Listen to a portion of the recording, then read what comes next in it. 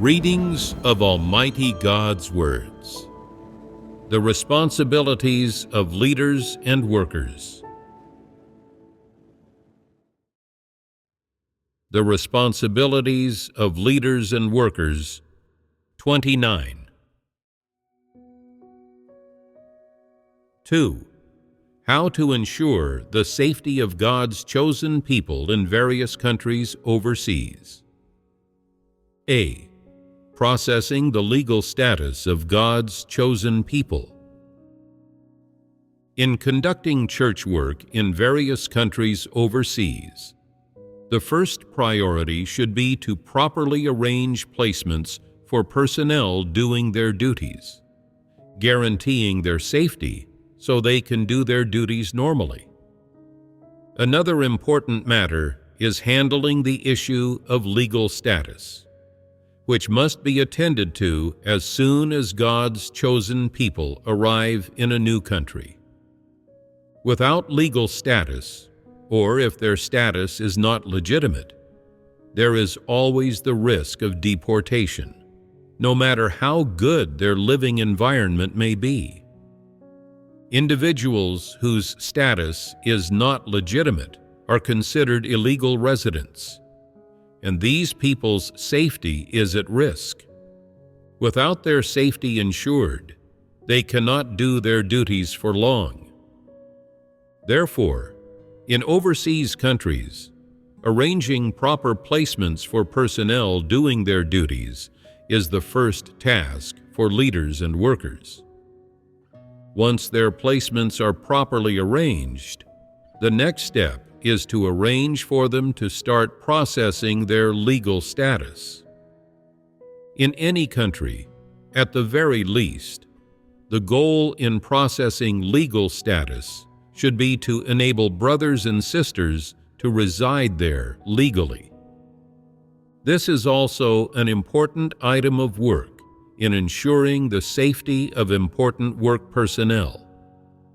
To achieve legal residency, the first requirement is that one's status must be legal.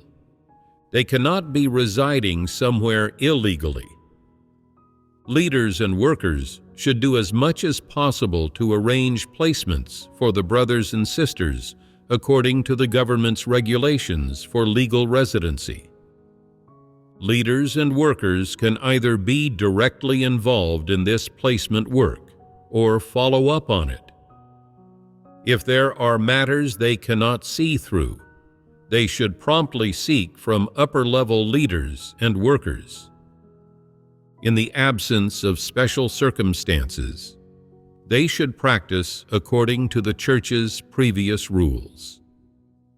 Leaders and workers need to make inquiries from time to time, and if they learn that someone has issues with their legal status or any special circumstances, they should arrange for personnel handling external affairs to resolve the processing issues for the legal status of God's chosen people. Of course, the first step is to find a few specialized lawyers to handle status processing. In hiring lawyers, precautions must be taken to avoid being duped. Fake lawyers, or those not specialized in processing legal status, should not be hired. Leaders and workers should first of all consider these aspects related to the processing of legal status, and these matters must be arranged well. This work is also part of protecting important work personnel and ensuring their safety. So when it comes to doing this work, leaders and workers must not just stand by idly. Some people say, arranging placements for personnel doing their duties is the work of God's house. We only need to do it after receiving direct arrangements from the above. If the above doesn't arrange it, we don't need to bother with it. And even if something goes wrong, it has nothing to do with us. Besides, Each country has different regulations on immigration and legal status. We aren't able to handle such a major issue. Everyone has to just rely on themselves and hope for the best. If they can stay in a country, they stay. If not, they go back. Are these words correct? What do you think of this attitude? In one sense, it's irresponsible. In another, it is a manifestation of false leaders not doing real work and shirking responsibility. For leaders and workers, arranging placements for important work personnel overseas is also an important item of work. Once placements are properly arranged for them and they can do their duties normally, the immediate next step is to arrange for external affairs personnel to guide them in processing their legal status. Especially when special situations arise during the processing that brothers and sisters cannot handle, leaders and workers should think of ways to find solutions and not ignore the issue. If there is any problem with processing legal status, it is no small matter and should be handled and resolved as early and quickly as possible. Don't delay. What can be done today should not be put off until tomorrow. Putting it off until tomorrow could lead to consequences which would be terrible beyond imagining. If leaders and workers are negligent and derelict in their responsibility, not giving urgency to the matter and delaying the best time for processing legal status, thus causing personnel doing their duties to be unable to do so normally, who bears the responsibility? These individuals made their requests to church leaders and the processing personnel, and the leaders and workers were aware. But because they either didn't take the matter seriously or made excuses not to handle it, the legal status processing of some important work personnel was delayed, which impacted certain important items of the church's work to some extent. So, who do you think should bear the responsibility here? The leaders and workers. God's house has repeatedly emphasized this matter. The leaders and workers are not unaware of it, nor are they uninformed or lacking understanding. Rather, they know about it, but don't take it seriously.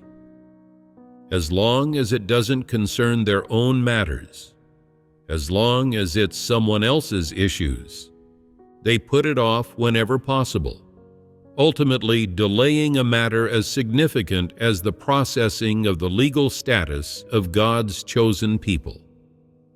When consequences arise, the leaders and workers must bear the responsibility.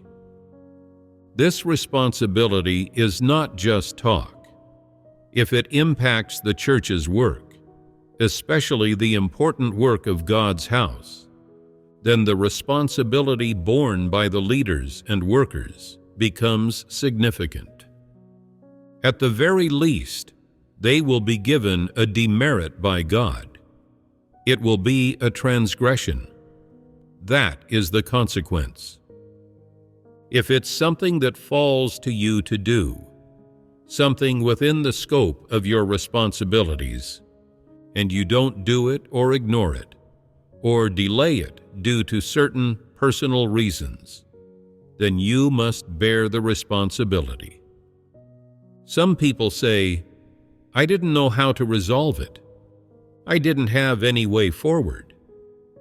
But did you take it seriously and seek from the upper-level leaders and workers at the first opportunity? Some others say they forgot about it because they were busy with other work. Even if they truly forgot about it due to being busy, how can they keep forgetting after someone raises the issue with them and reminds them repeatedly. What problem does this indicate? The fact that they can forget such an important matter shows that they lack a sense of responsibility and are not trustworthy. You can forget something as significant as processing the legal status of God's chosen people.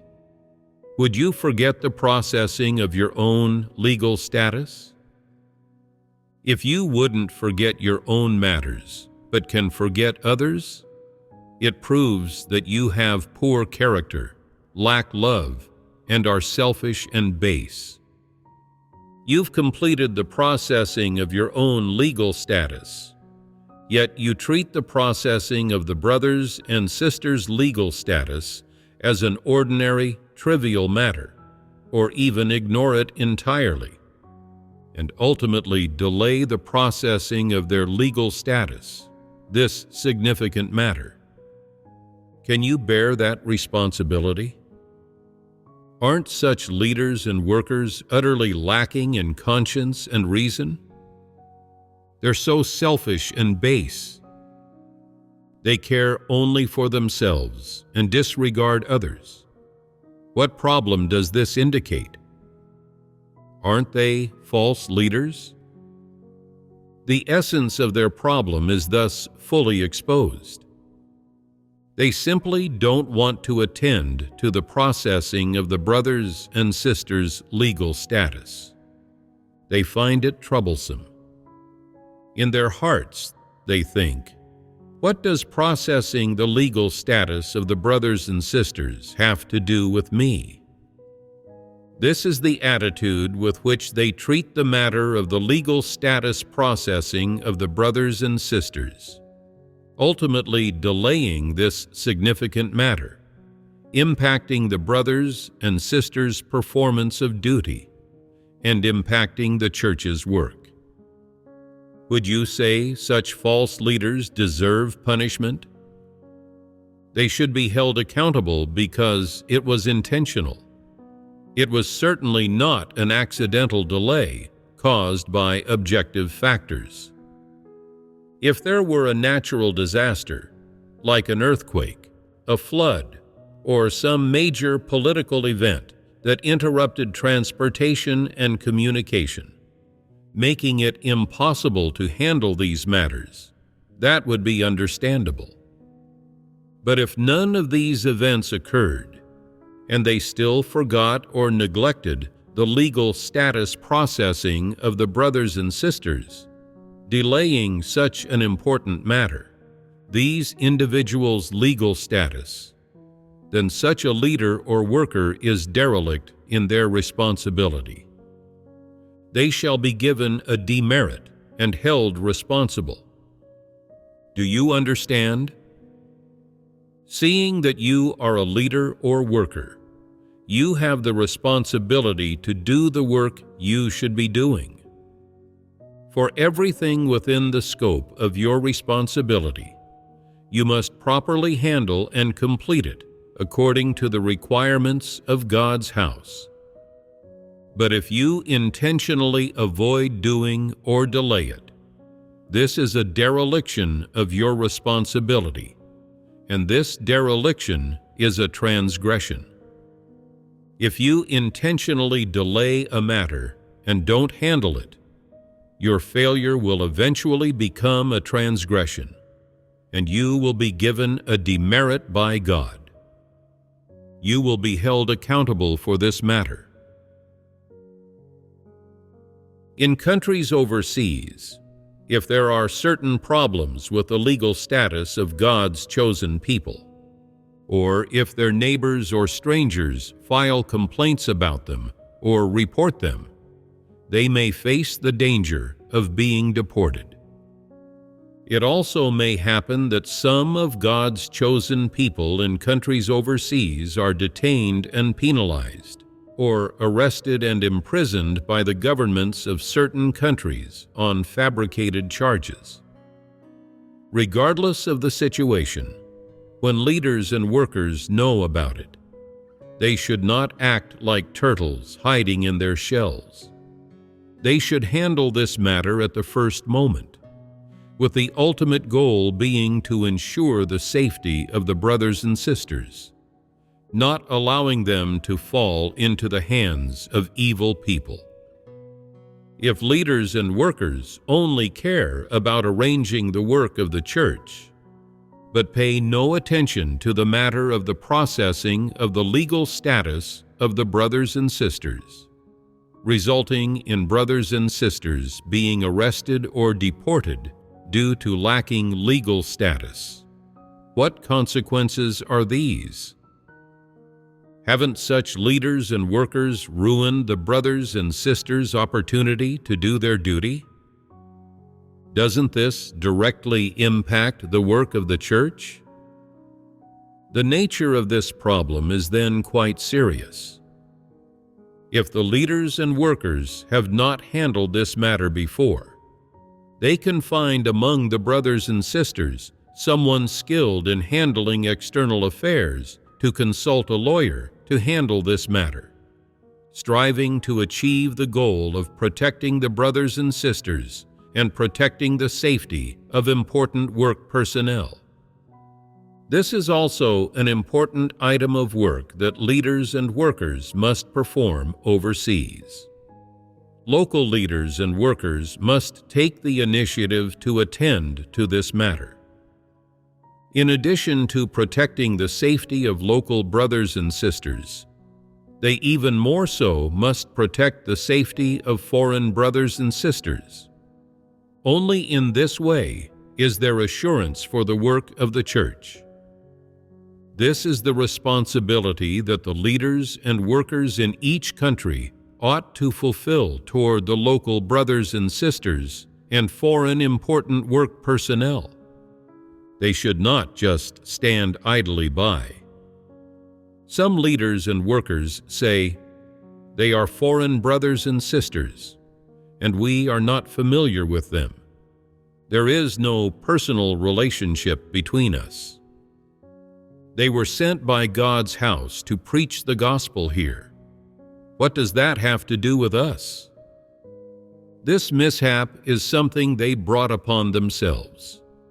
They didn't inquire into the situation clearly before coming and didn't handle these matters well.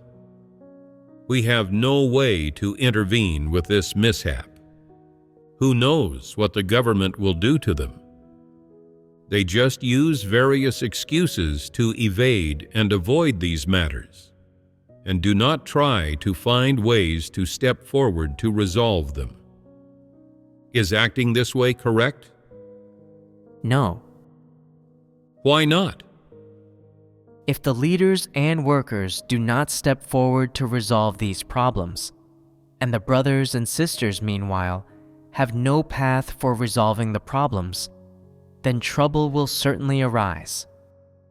The leaders and workers have not fulfilled their responsibility to protect the brothers and sisters. This is a dereliction of their responsibility.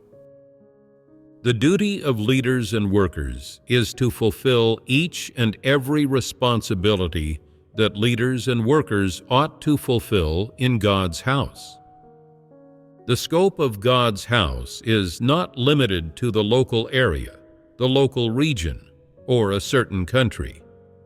God's house has no national boundaries, no regional limitations.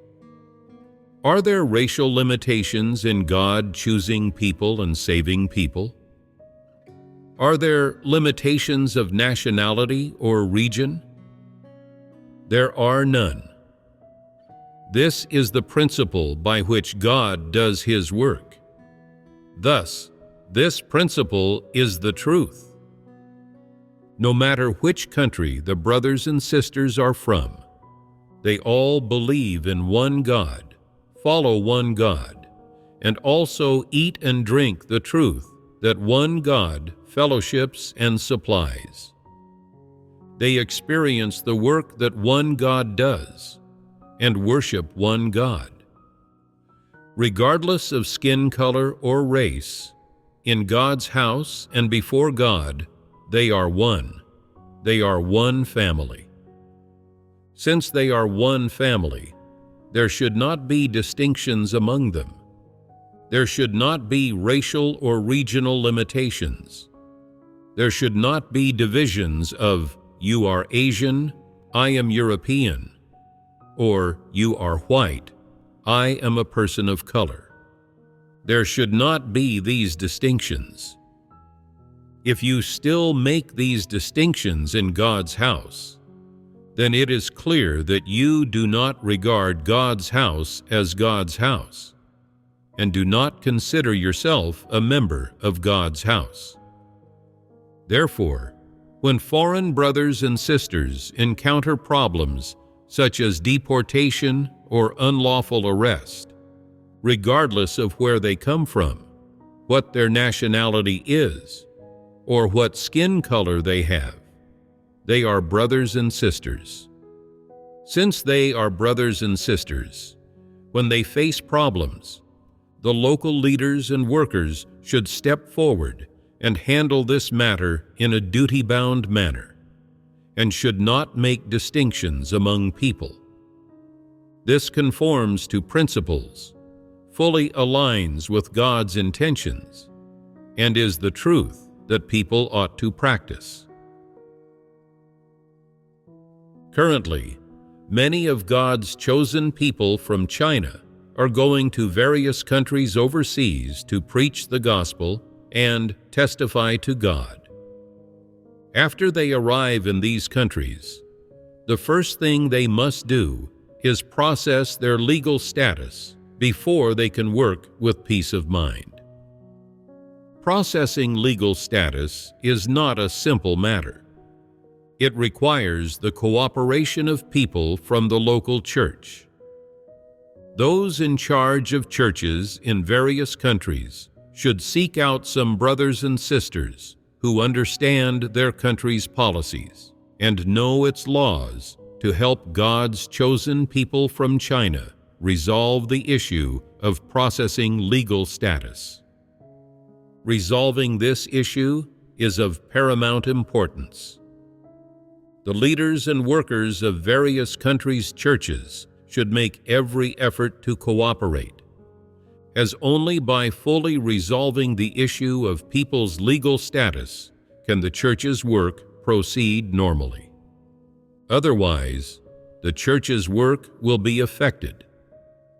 Those in charge of churches in various countries should be prepared with people capable of handling such matters.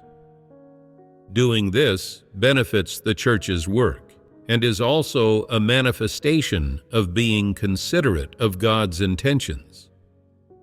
Some leaders and workers might say, "We have never handled this kind of matter, and we don't know what to do either." In this situation, they should seek out people who understand these types of affairs. Among God's chosen people in each country, there are those with education and knowledge, and there are also those who understand national laws and policies. For them, handling these matters only requires a bit of consultation to find a path. Isn't that so? In handling this type of matter, you should not be passive and inactive. If you do not understand something, you should find a lawyer to consult. As long as the relevant kind of lawyer is found, there will naturally be a path. We may not understand this matter, but the lawyer will. Having a heart that seeks is the right attitude. Having a heart that seeks is a manifestation of having a sense of responsibility. If certain difficulties arise, you should pray, seek, and fellowship together with one heart and mind. And after finding the principles and path to resolve the problem, you should completely resolve it. Only then can the church's work proceed smoothly. If, when discovering a problem, leaders and workers can promptly learn about it, follow up on it, and resolve it, are they not responsible leaders and workers? Such leaders and workers not only have a sense of responsibility, but can also promptly resolve problems, which means they have hope of becoming leaders and workers who are up to standard. Regardless of their depth of understanding of the truth, if they focus on resolving problems, then they are able to do real work. At the very least, they can achieve making fewer mistakes or no mistakes. And even if they do make some mistakes, they can promptly correct them to recover some losses, ultimately achieving the goal of safeguarding the work of God's house. Do you think fulfilling this responsibility is difficult? In fact, it is not difficult. It depends on whether people have loyalty in doing their duty and whether they can fulfill their responsibility in their work. You just need to put in some thought, spend a bit of time, and invest some energy. It does not require you to spend money or take on any risk. You just need to step forward to help resolve problems and handle matters well. And in this way, you can become up to standard. So, this is not a difficult matter, and for leaders and workers, it should be easy to achieve. But there are some people who cannot accomplish even something this easy, and it is very clear that this is not due to insufficient caliber or ability, or to conditions or the environment not allowing it, but rather because they are unwilling to do it. When special situations arise that involve the legal status or residency of important work personnel, or matters concerning their placement, leaders and workers have the responsibility to undertake this work. It does not matter who you are arranging placements for, or their nationality or race. All you need to do is accept this from God. This work is entrusted to you by God. It is your responsibility and obligation, as well as your mission. This work which you accept comes from God, not from any person. So you should not concern yourself with who these people are that you are arranging placements for. Some people might say, protecting the local brothers and sisters is acceptable, but it's not our concern if foreign brothers and sisters come here. Do people who say this have a sense of responsibility or humanity? They consider the local brothers and sisters as brothers and sisters, but do not consider foreign brothers and sisters as brothers and sisters. Does this stand? Does this conform to the truth? It does not. Why does it not conform to the truth? False leaders are not considerate of God's intentions. They ignore foreign brothers and sisters and do not step forward to handle issues when problems arise. They do not safeguard the work of God's house. False leaders shirk responsibility with various excuses and do not do real work. They claim they are willing to expend themselves for God and are willing to practice the truth. But when it truly comes to critical matters of the church's work, they hide. This is being irresponsible. For all issues related to protecting the safety of brothers and sisters overseas, leaders and workers must handle them promptly, treating it as a responsibility and a task to be completed. They should not make excuses to avoid it, nor allow their neglect of this work to affect the progress of the various items of work of God's house. B. providing all brothers and sisters with basic legal knowledge. What other aspects of the work related to the safety of brothers and sisters overseas can you think of? Leaders and workers should provide all brothers and sisters with basic legal knowledge and understanding of various government regulations. They should learn more about these areas from local brothers and sisters in the country they are in, such as immigration policies and policies related to daily life, and then organize brothers and sisters to study these so that they strictly adhere to national government regulations and refrain from doing anything that violates the law. In particular, God's chosen people from China, who have been under dictatorial rule for so many years, lack legal knowledge and do not understand the importance of law. As a result, they act casually and carelessly, like uncivilized people. When they come to live overseas, they appear very ignorant and often do things that show a lack of understanding of the rules. For example, in some Western democratic countries, social order is managed very well, with regulations prohibiting noise from 10 p.m. to 8 a.m. No sounds such as dogs barking or the rumble of construction machinery are allowed. If anyone violates these regulations and is reported, the police will handle it. In mainland China, no one manages these matters. Wherever there are people residing, it will be wantonly noisy, with the sounds of loud music, dancing, drinking, and partying, and no one intervenes. If anyone tries to do something, they may face retaliation, so Chinese people have no choice but to endure it. Western countries are different. Everyone is protected by the law.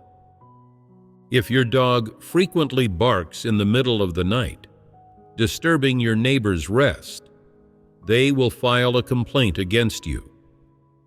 What you are doing affects others' normal lives. You have violated legal regulations. It is legitimate for them to use the law as a weapon to file a complaint against you. There are also people who continue construction work until 11 or 12 at night, affecting their neighbor's rest and resulting in complaints. The police then come to issue a fine and warn them not to make noise during the designated hours. Some people even lack awareness of environmental cleanliness, littering and leaving garbage strewn all over the streets. Western democratic countries are especially orderly. Residents have set times for throwing out garbage, and garbage trucks come on scheduled days to collect it. After the collection, the streets remain clean. Those who do not understand this may litter, which is also considered a violation of regulations. This impacts public sanitation and the appearance of the city, so complaints may be filed against them. Chinese people, not following the rules, often get complaints when living overseas. After being reported many times, they develop opinions about Westerners, saying, "Westerners just love to file complaints. They file complaints over every little thing." To which I say, they filed complaints against you over so many matters, and you haven't reflected on yourself, but instead blame them for filing complaints. Were they right to file the complaints then? Were the things you did right or not? They were entirely right to file those complaints. You harmed their interests and affected their lives.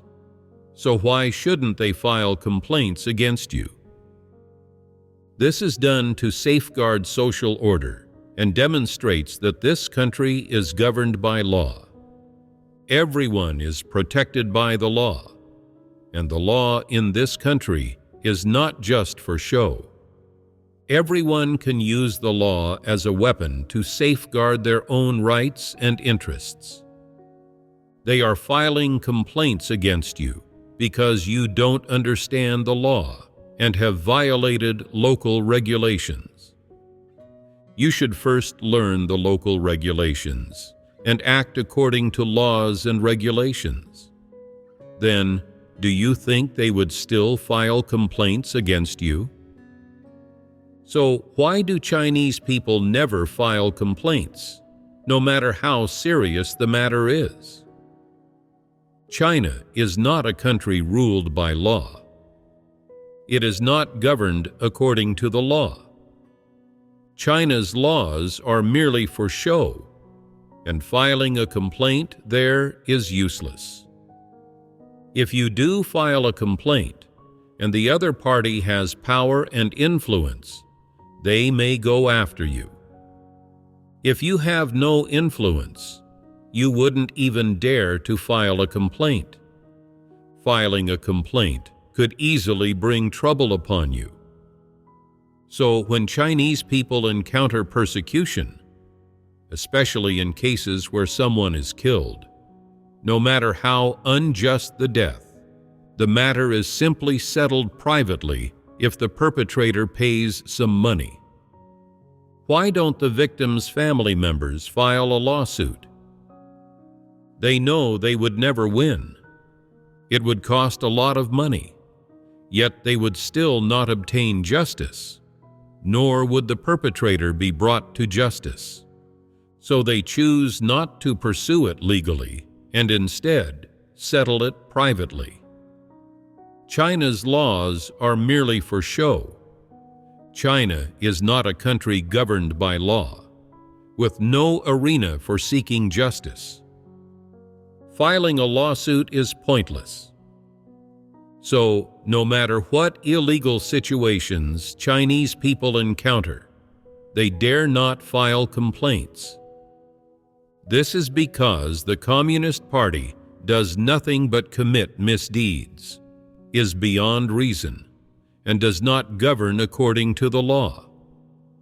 In China, as long as one is an ordinary person, no matter how serious the issue they face is, it does not count as a matter of concern in the eyes of the Communist Party.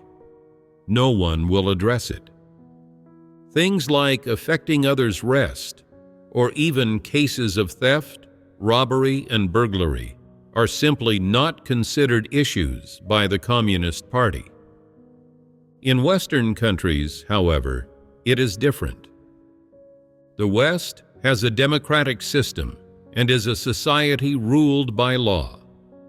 So long as someone's rest is affected, there will be a complaint filed, and the police will come to look into it and handle the matter. Westerners have this legal awareness and do not do such foolish things. Only those who come from overseas and do not understand the rules do these foolish things. When Chinese people first begin living overseas, they often receive complaints. Over time, they learn about the local laws and regulations and no longer dare to do things that violate the law or disturb others.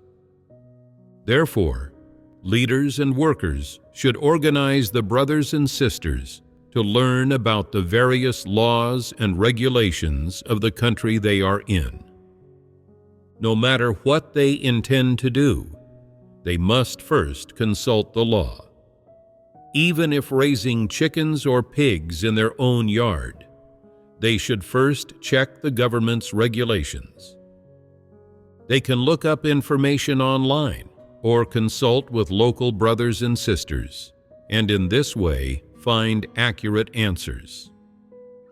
In all matters in various Western countries, the government has specific regulations. For example, in construction, there are regulations on how high electrical outlets must be from the floor and how far apart each outlet must be. There are also specific standards for the thickness of stair railings and the width of stair balusters. Each step of construction is inspected by government personnel, so instances of buildings that violate construction codes or unregulated construction are rare. If residents want to build a house, a tool shed, or a small storage shed in their yard, they must obtain government approval. If they want to raise chickens or ducks, there are regulations on how far the enclosure must be from their neighbor's property. Even if leaders and workers do not understand these laws and regulations, if church work involves these matters, then the leaders and workers must pay attention to them. They should first consult local laws and government regulations. Becoming clear on these matters is beneficial to our performance of duty. Although legal matters are not directly related to the internal work of the church, providing basic legal knowledge to everyone is still beneficial. At the very least, they can gain some knowledge, understand some rules, learn how to live properly, and achieve a semblance of humanity. Additionally, leaders and workers should fellowship with those responsible for external affairs, helping them develop legal awareness. For minor matters, it is unnecessary to consult a lawyer. They only need to understand local regulations and strictly follow them. For major matters, however, they should consult a lawyer to gain an understanding of the local laws. In summary, no matter what is being done, all actions must comply with laws and regulations. Practicing in this way for a period of time will allow people to experience the importance of following laws and regulations, and they will follow rules when doing things. This is also beneficial to the work of the church.